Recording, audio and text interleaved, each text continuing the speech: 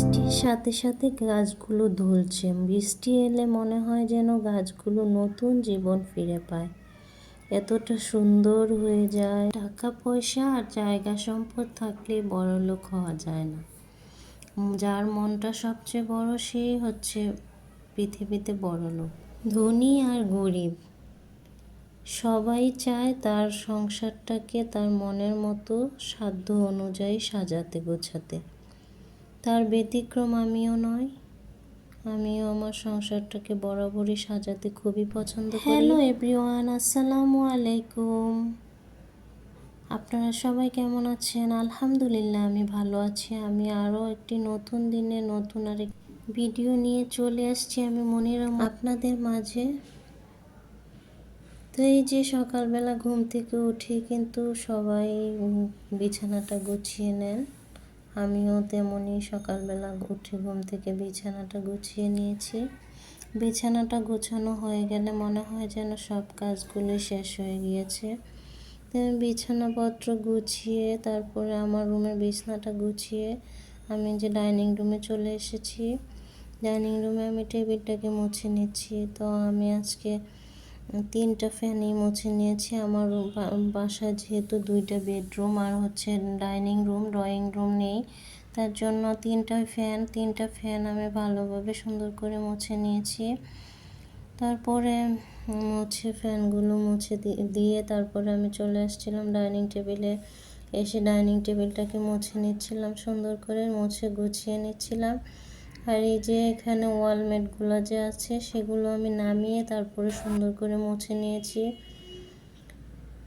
মুছে টুছে তারপর আপনারা দেখতেই পাচ্ছিলেন যে অনেক ধুলাবালু পড়েছিল, তার জন্য এগুলি নামিয়ে মুছে দিলাম। মুছে যে শোরেকটাও মুছে দিচ্ছি, শোরেকটা মুছে তারপর শোরেকে সব কিছু সুন্দর করে মুছে দিলাম। মুছে এখন আমি চলে আসছি আমার ফিল্টারটাকে মুছে নিচ্ছি। তো সকালবেলা কিন্তু অনেক কাজ থাকে সবারই, আমি না শুধু।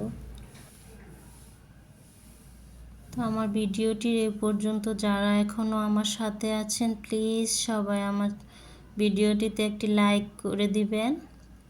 ভালো লাগলে সাবস্ক্রাইব করে পাশেই থেকে যাবেন, শেয়ার করে দিবেন, কমেন্টে জানিয়ে দিবেন ভালো এবং মন্দ দিকগুলি।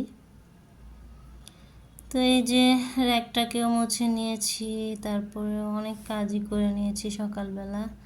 সব কিছু গুছগাছ করে তারপরে চলে আসলাম ঘর ঝাড়ু দিতে। ঘরটাকে ঝাড়ু দিয়ে নিচ্ছি। ঘরে যে এত ময়লা কোথা থেকে আসে আপুরা, তোমরা জানাইও তোমাদের বাসায় এত ময়লা আসে কিনা। প্রতিদিন এত সুন্দর করে ঝাড়ু দেই, তা এত সময় লাগিয়ে ঝাড়ু দিই, তারপরও এরকম হয়ে যায়। তো সকালবেলায় যে আমার রুম গুছানো অন্যান্য কাজগুলো করছিলাম। আর এখন এই যে আব্বু ঘুমিয়েছিল, তার জন্য আমি বিছানাটা গুছাতে পারিনি, উঠেছে। এখন আমি যে বিছানাটা গুছিয়ে নিচ্ছি। তো আজকে রান্না বান্না করি নাই, গরুর মাংস ছিল ফ্রিজে ডিপে রেখে দিয়েছিলাম, সেটাই নামিয়ে নিয়েছি। আর কালকে কিছু তরকারি ছিল, ভাতটা রান্না করে নিয়ে তারপরে খেয়ে নিয়েছি।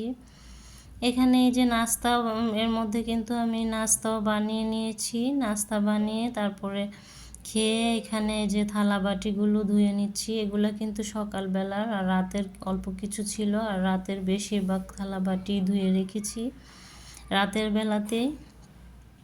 তো রাতের বেলায় আমার থালা বাটি ধুয়ে রাখতে বেশি ভালো লাগে, তাহলে সকালে মনে হয় যে একটু দেরি করে উঠলেও সমস্যা নাই। তো এই যে এখন আমি সব থালা বাটিগুলো ধুয়ে নিলাম। তো প্লিজ সবাই কিন্তু একটু সাপোর্ট করবে বেশি বেশি করে। আমি কিন্তু সবার ভিডিও দেখি প্রথম থেকে লাস্ট পর্যন্ত। তোমরাও আমার ভিডিওগুলি একদম প্রথম থেকে শেষ পর্যন্ত দেখবা। এই আর কি, তোমাদের কাছে আর কি চাইবো বলো, একটু ভালোবাসা দিও তোমরা বেশি বেশি করে। আমার পাশে থাইকো সব সময়, আমি তোমাদের পাশে আছি। তো এখন আমি যে সব সময় আমি ঘর ঝাড়ু দেওয়ার পরে ফার্নিচার মুছি, তো আমি এই যে ফার্নিচারগুলো মুছে নিচ্ছিলাম। সব ফার্নিচারগুলো একে একে মুছে নিব। তো তেমন কোনো দামি ফার্নিচার আমার বাসায় নেই, কিন্তু যা আছে তাতে আমি আলহামদুলিল্লাহ এগুলোই আমি সুন্দর করে সব সময় গুছিয়ে রাখি, মুছে পরিষ্কার করে রাখি। এটা দিয়ে আমার মনে অনেক শান্তি লাগে।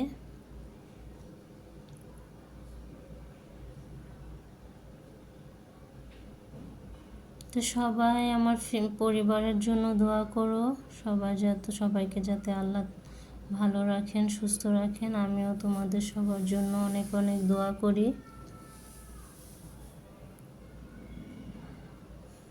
এই যে খাটটাকে মুছে নিচ্ছি। এত ধুলাবালি আসে রাস্তার সাইডে, তো অনেক ধুলাবালি আসে, প্রতিদিনই মুছতে হয়, না মুছলে ভালো লাগে না আমার নিজের কাছে। এখন এই যে ওয়ার্ড্রপটা মুছে নিচ্ছি, ওয়ার্ড্রপের উপরটাও মুছে নিচ্ছি সুন্দর করে। তো রান্না বান্না না থাকলে কিন্তু অনেক কাজই করে নেওয়া যায়, আবার যেদিন রান্না বান্না থাকে না সেদিন কিন্তু অনেক কাজই করতে হয়, মনে হয় ইচ্ছে করে এটা করি ওটা করি, আমাদের মেয়েদের স্বভাবই এটা।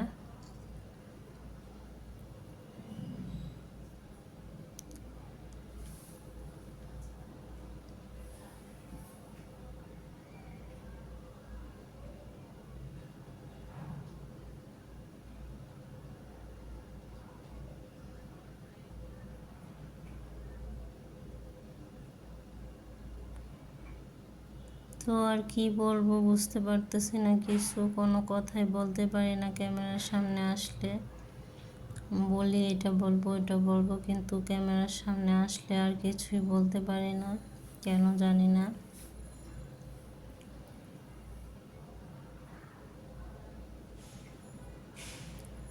এখানে যে বেসিনটা তো একটু ময়লা হয়েছে, আমি আবার সব সময় কি করি, মানে মানে একটা জিনিস যদি দেখি যে একটু নোংরা হয়েছে, আমি সাথে সাথে ওইটা পরিষ্কার করার চেষ্টা করি, মানে পরিষ্কার করে নিই, চেষ্টা করি না, আমি করে নিই। কেননা সাথে সাথে কাজ করে নেওয়াটাই ভালো, তাহলে আর কষ্ট হয় না, কষ্টটা কিন্তু কম হয়। যেমন একটা বাসাতে ঝুল পড়লে সেটা আমি সাথে সাথে যখন ঘর ঝাড়ু দিই তখন ওইটা মুছে ঝাড়ু দিয়ে আমি পরিষ্কার করে দিই। তারপরে যে বেসিন, আমি কিন্তু প্রতিদিনই বেসিন পরিষ্কার করে দেই, মানে বেশি ময়লা হইতে দেই না। বা ফ্যান, সেগুলোও কিন্তু আমি মুছে দেই। ফ্যানটাকেও আমার এই যে গরমের মধ্যে কিন্তু 3-4 দিন পর পরই ফ্যানটা মুছতে হয়। তো প্রতিদিন তো আর চাদর চেঞ্জ করা সম্ভব নয়, এই জন্য চাদরটাকে আমি একটু সরিয়ে এক কোণা দিয়ে তারপরে চেয়ার দিয়ে তারপরে আমি ফ্যানগুলি মুছে ফেলি। পরিষ্কার থাকলে কি আসলে মনটা অনেক ভালো লাগে, আর অপরিষ্কার থাকলে মনে অশান্তি ফিল হয়।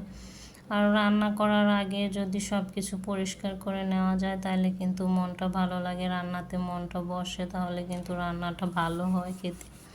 রান্নাতে সব সময় মন দিয়ে রান্না করলে দেখবেন যে সবার রান্নায় মজা হবে। তো সব সময় চেষ্টা করি একটু ভালোভাবে মন দিয়ে রান্না বান্না করার জন্য, এই আর কি।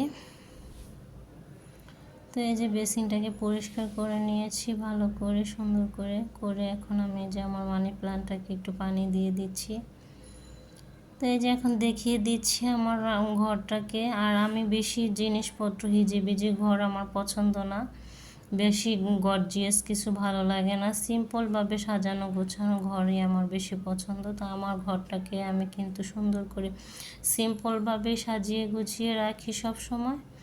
আমি সবসময় এরকম থাকতেই বেশি পছন্দ করি, যে ভিডিও করছি দেখে এজন্য আমার এরকম করে না আপুরা, আমি সব সময় এরকম আমার অল্প জিনিস হোক আমার সাধ্যের মতো, আমার সাধ্য যতটুকু আছে ততটুক দিয়েই কিন্তু আমি আমার ঘরটাকে সাজিয়ে নিতে সব সময় পছন্দ করি এবং গুছিয়ে রাখতে পরিষ্কার রাখতে খুবই পছন্দ করি। তো আজকে এই পর্যন্ত বিদায় নিচ্ছি।